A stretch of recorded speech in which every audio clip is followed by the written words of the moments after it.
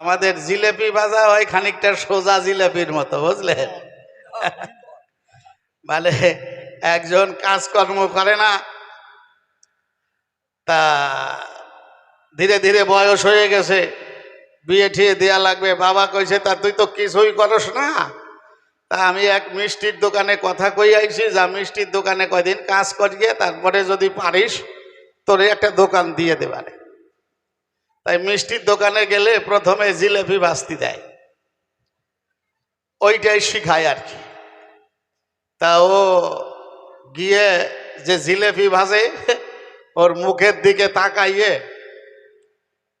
2 দিন দেখে জিলেপি যখন ওই গ্লাসের মধ্যে দেয়, ওর নিচে তো ফুটো আছে, ঘুরায় ঘুরায় দেয়া লাগে, হারাই পেছে জিলেপি হয়।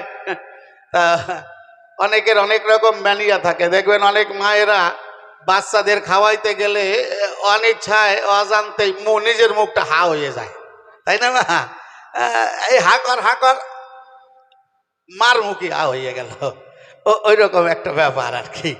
তা ওই জিলেপি যে ভাজে ওনার আবার একটু ওই ম্যানিয়ার মতো আছে, গ্লাসের মধ্যে যখন ভরিয়ে নেয় নিচে তো প্রথমে ফুটোটা বন্ধ করিয়ে নেয়, উপরে হাত দিয়ে ধরে,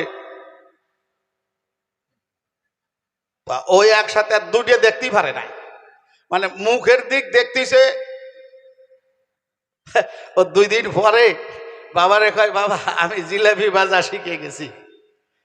তা বলছে, ঠিক আছে, তুই যখন জিলেপি ভাজা শিখে গেছিস তাহলে তোরে দোকান দিয়ে দেই। ওরে একটা দোকান দিয়ে দিয়েছে। এখন তেল এসে গেছে, জিলেপি তো বাঁচবে বলে গ্লাস টিলাস সব রেডি আছে।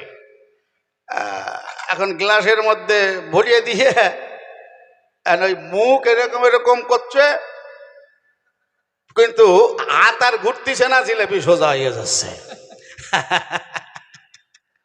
তা